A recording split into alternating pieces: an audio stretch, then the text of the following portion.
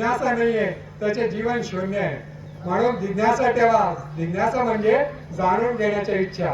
हा असा का, तसा का, हा सृष्टी असा का निर्माण झाली, हे प्रत्येक सृष्टीत हिरवागार हा सृष्टी बनली कसा, हा पपई झाडाला पपई येतो कसा, हे सर्व सृष्टी आहे ना आपल्याला असं बोलता आलं पाहिजे, त्याच्याकडे ना पाहता आलं पाहिजे. पोपटचा रंग हिरवा कसा, हा कवळा इतका गडद काळा कसा, हा सृष्टी आहे ना याच्या निरखता आला पाहिजे. हिरवीगार हा सृष्टी बनवली कोणी, याच्या पाठीमागे हे चतुरानना, या चतुरानाची जे दृष्टी आहे ना आपल्याला कळत नसेल, त्या सृष्टी आहे ना हे आपल्यासाठी नाही.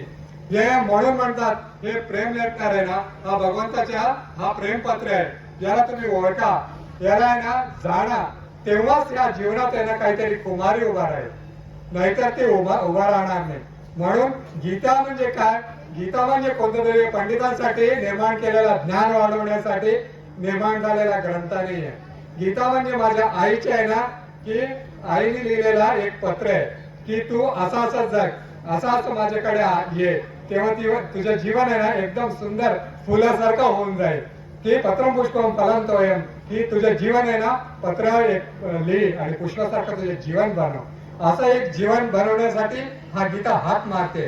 आणि विद्यार्थ्यांना सांगितलं भाऊंनी जसा, ते काय म्हणते म्हणजे तू कसं यायला पाहिजे, तद्विधी प्रणिपातेन परिप्रश्नेन सेवाया उपदेशांती ते ज्ञानम ज्ञानिना तत्वदर्शिना, की म्हणजे माझ्याकडे कसं ये. गुरु पण म्हणतो की माझ्याकडे कसं आहे, स्वामीन नमस्ते नतलोक बंधो कारुण्य सिंधो पतितम भवाब्दो मामुद्दर आत्मीय कटाक्ष दृष्ट्या रुजाती कारुण्य सुधा विवृष्ट्या, असा शंकराचार्यांनी आदि शंकराचार्यांनी सांगितलेलं आहे. त्या पद्धतीने माझ्याकडे आला तर तू ज्ञान भेटेल, नाहीतर तू तसा पद्धतीने नाही आला, नम्र होऊन नाही आला, म्हणजे जिज्ञासायुक्त तू आला नाही तर गोचिड जसा असतं ना, गोचिड तुम्हाला माहिती असेल, गायीच्या तनाजवळ आहे ना गोचिड असतं. ती गोचिड काय करतं, ते रक्त शोषत असतं, पण वासरू जेव्हा जातं ना त्याच्यात दूध पितं. म्हणून हे पंडित लोक काय करतात, गीतेच्या भावा अभ्यास करून यांना मोठे मिरवण्याचा प्रयत्न करतात, माझ्या प्रतिष्ठा दाखवण्याच्या, ज्ञानाच्या हे दाखवण्यासाठी प्रयत्न करत असतात.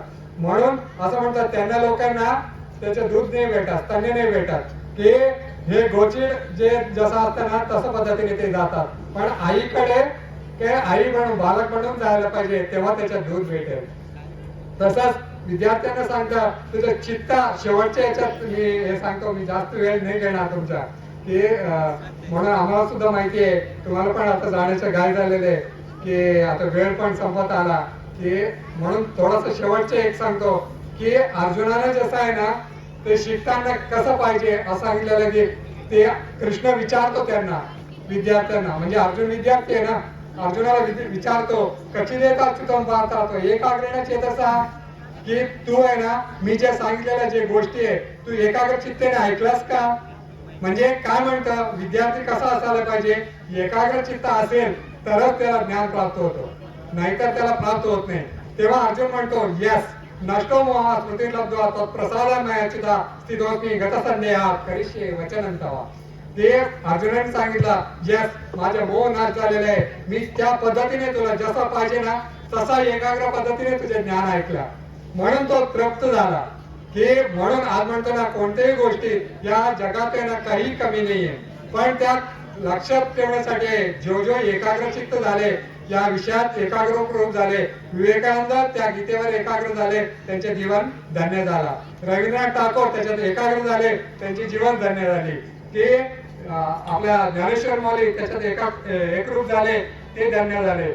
म्हणून असं म्हणतात अवघाची संसार सुखाचे करीन आनंद भरीन तिन्ही लोक, असे म्हणणारे त्यांच्या कुमारी निर्माण झाली. म्हणून म्हणतात गीतेबाबतीत की जसं म्हणतात की मच्चित्ता सर्व दुर्गाणी मत प्रसादात करिष्यसी, गीतेने हा गोष्टी सांगितलं आपल्याला, तुझे चित्त आहे ना माझ्या ठिकाणी लावत असेल, हे दुःखाचे डोंगर कोणत्याही या विपरीत परिस्थिती असो याला तरुण जाईल मी.